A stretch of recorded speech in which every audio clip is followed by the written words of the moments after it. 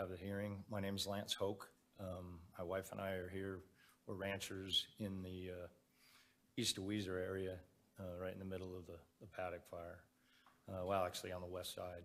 I appreciate you guys having the chair the hearing and listening to our concerns and issues. If you want to run that video real quick, it'll answer quite a few questions, and then I'll say my piece.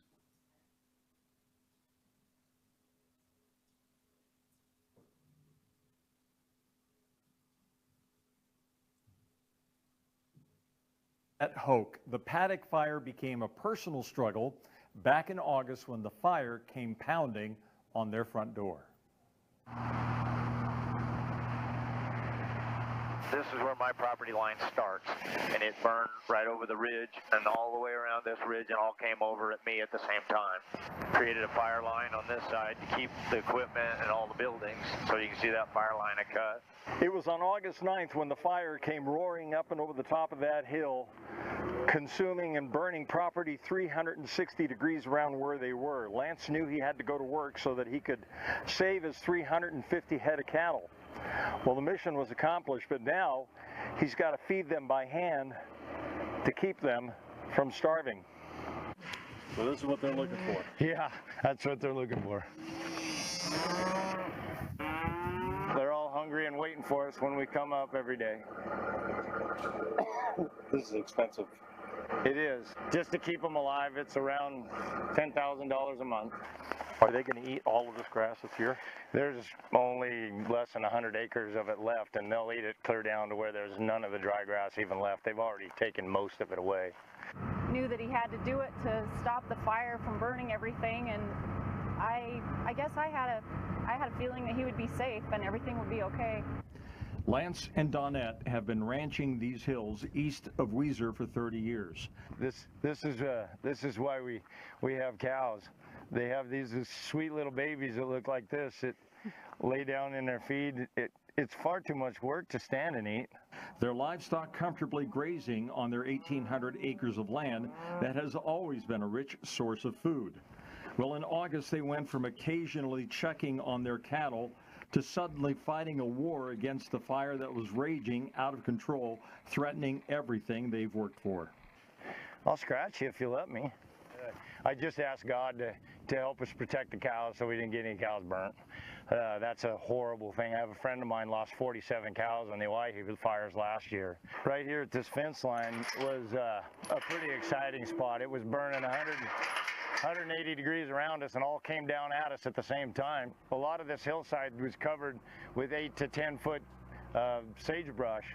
And the fire burned right in here so darn hot that it it no longer exists. But once it got into that real tall stuff, you had 60 to 100 foot flames. This property was on the west end of the massive Paddock fire that consumed 187,000 acres of land. Even Squaw Butte near Emmett was blackened by the flames. To date, this is the largest fire of the season in Idaho. It has killed over 100 livestock and destroyed a number of buildings. Lance spent 18 hours on his tractor cutting fire breaks to protect a sliver of land and his cattle. Literally from 10 o'clock at night, cleared till the next day at 4 o'clock in the afternoon is when I climbed off the tractor. I spent that many hours just protecting 100 acres. We saved the most important things, the cattle and the buildings and the equipment. So we lost the grass, but the grass will grow back. Normally, Lance and Donette plan on feeding their cattle during the months of December, January, and February when it gets cold. But now they're having to tack on an additional 4 months of feeding. It's going to be tough. Financially, it's going to be a burden for them. One of the things that they're concerned about is other ranchers, neighbors, who perhaps don't have the resources that they have, and they know that they've lost just as much. Well, ranked choice voting, which is on the November ballot as Proposition 1, allows you to rank candidates by preference instead of choosing I'll have a little advertising. So if a candidate wins over 50% of their first choice votes, then that person will have That was a plug. It kind of gives you a little bit of background. I first want to say that this range ground isn't anything like the fires that these guys had to deal with up in that hot timber. Just so you're aware, my dad came to Idaho in 1939 from the Dust Bowl in Nebraska. He was born in 1916 and was on lookout up above Big Creek in 40. So he then, all these major fires, he was in firefighting. And so I've grown up around the forest. And then in my later years, I became a pilot and worked at the Idaho Air National Guard until I early outed in almost 20 years in 1998. But I grew up with the forest in mind, and this range ground I feel a little puny, even presenting something that isn't my log deck and all those things, but it's substantial on a cattleman's. The pittance we make anymore is going to be a tough pill. But just to get into a little bit of the specifics of the fire, I'll just intimate just a little bit of the specifics, because I am a pilot. I fly over this country an awful lot. In fact, the fire that you talked about blowing up on that Sunday morning, I actually flew. They hadn't set up a TFR yet, so I got to see the lightning strikes as we went to McCall for breakfast. We actually didn't even get a chance to come back until Monday, so I got a bird's eye view of exactly where it was, when it was, and how it was. So I've flown over this country.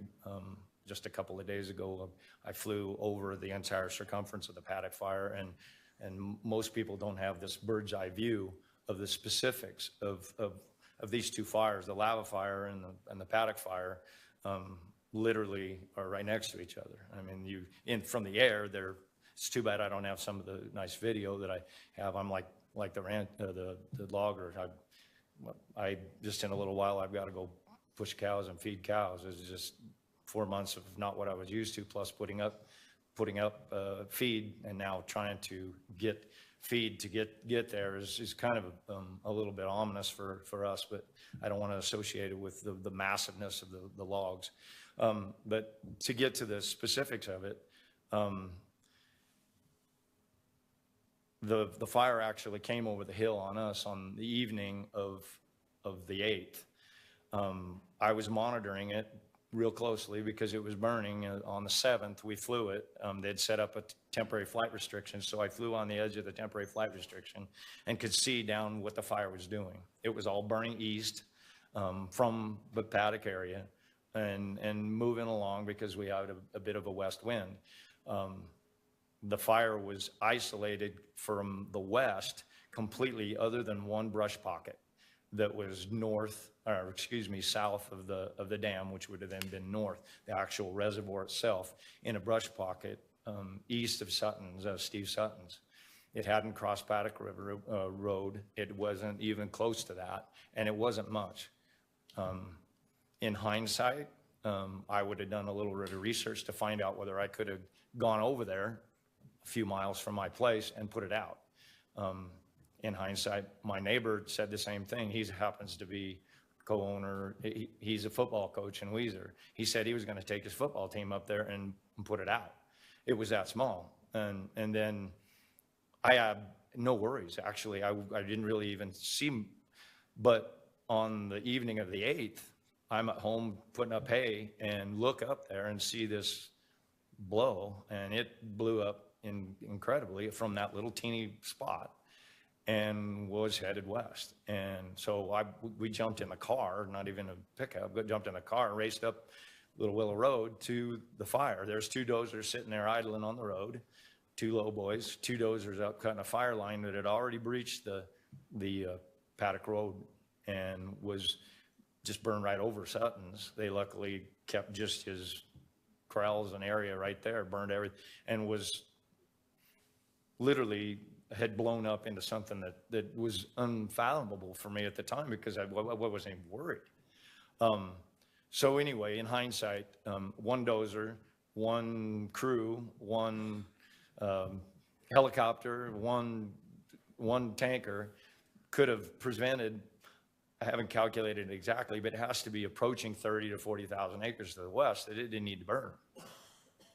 So we went from seeing this to turning around, racing home, getting some hay to chum the cows over the hill, and racing another hour around from the Weezer side to go up to our ranch, and literally put my son and my wife on a pickup going over the hill with the cows following them.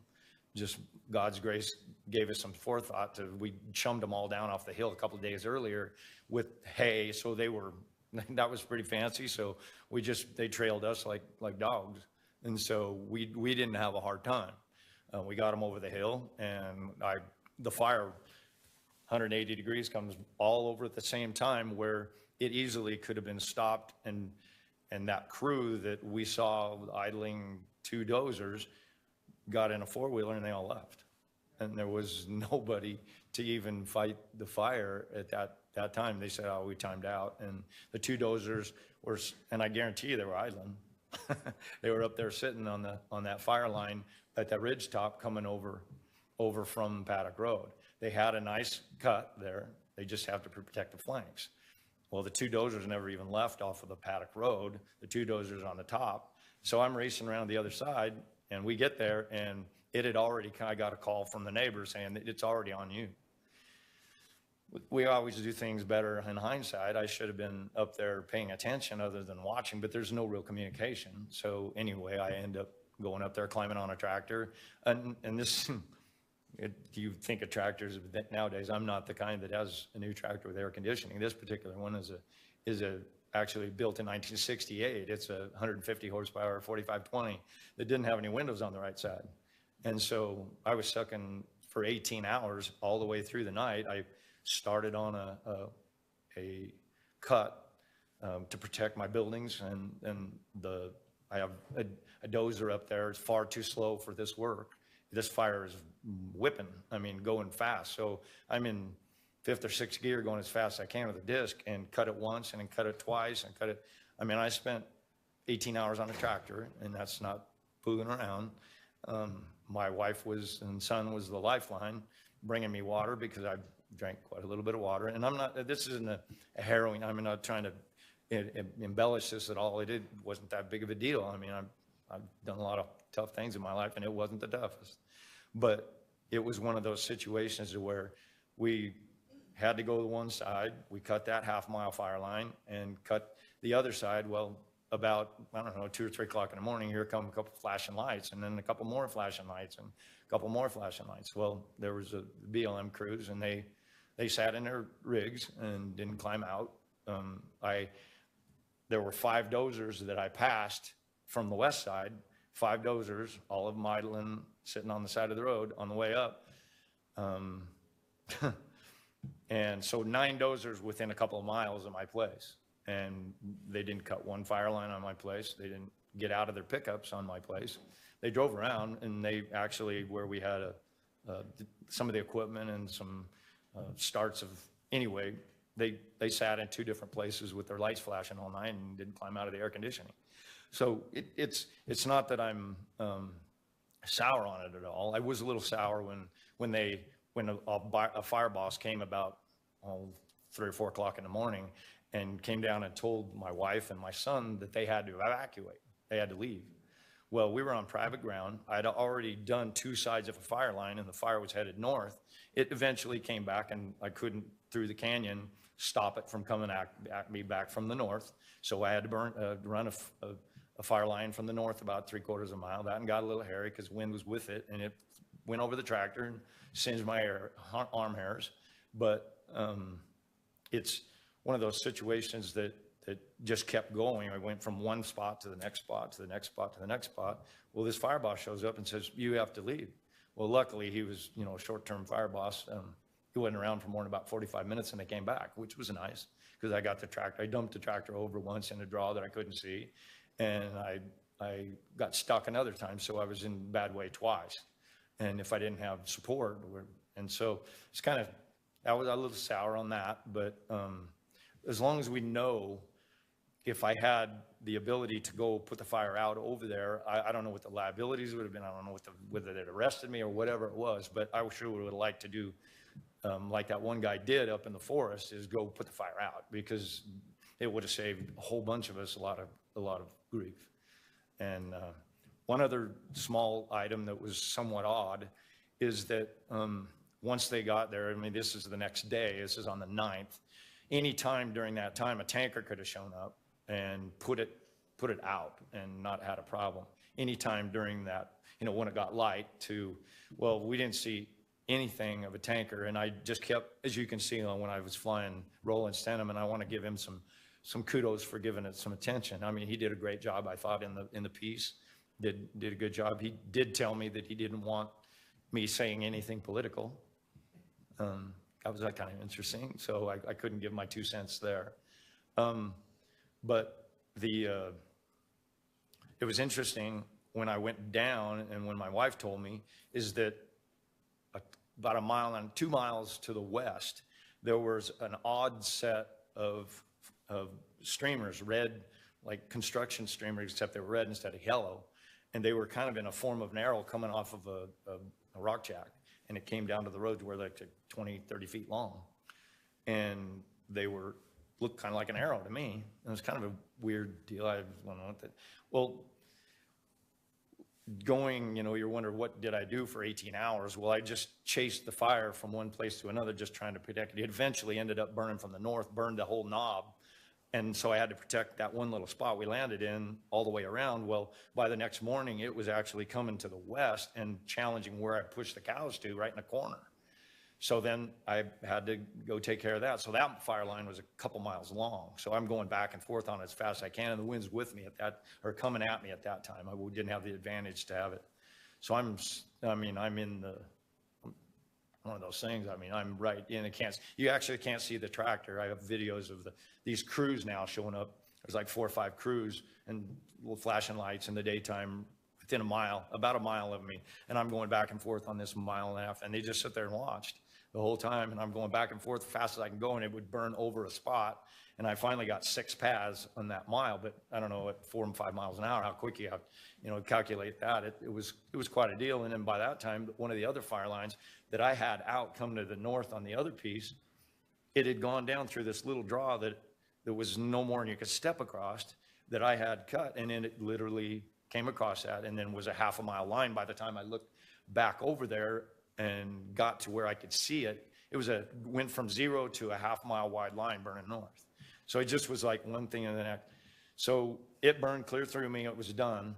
But interestingly enough, where that red set of markers was, all of a sudden the tankers showed up on the ground tankers, and they literally ran a line to where it was just shy of 1/4 mile, 100 yards shy of that red line that they had established going west.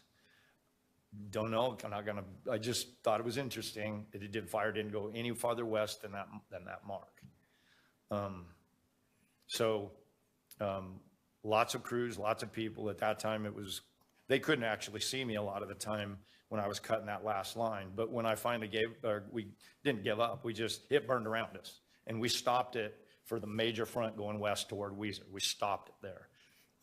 That few mile line that was just nothing but that tractor going as fast as it could go. About, I don't know, 3 o'clock in the afternoon, a helicopter showed up and ended up dousing a draw that was gonna keep going. I couldn't get into, so that helped. But after he did that, he left. He was there for maybe 15, 20 minutes, doused that one draw and left and went to the eastern front, clear over toward Ola. I called him because I had the radio. I was carrying a handheld for their frequency. I tried to get a hold of the crew, and I actually got a little cranky later the next day because I was going in there to fly, and they put up the TFR and they expanded it to where it not only split my ranch, so I just called him up and said, "I'm breaking your TFR. I'm going to land and feed my cows." I didn't ask the question whether it could or couldn't. I didn't care. So I landed there to feed the cows. But it's not that I didn't know to talk to him specifically, wanted to know where the chopper went. It was actually burning in a place that I was a little worried about, was able to take care of it. But then we had left. I had to go back and, I have 2 places. I had to go back by 5 o'clock.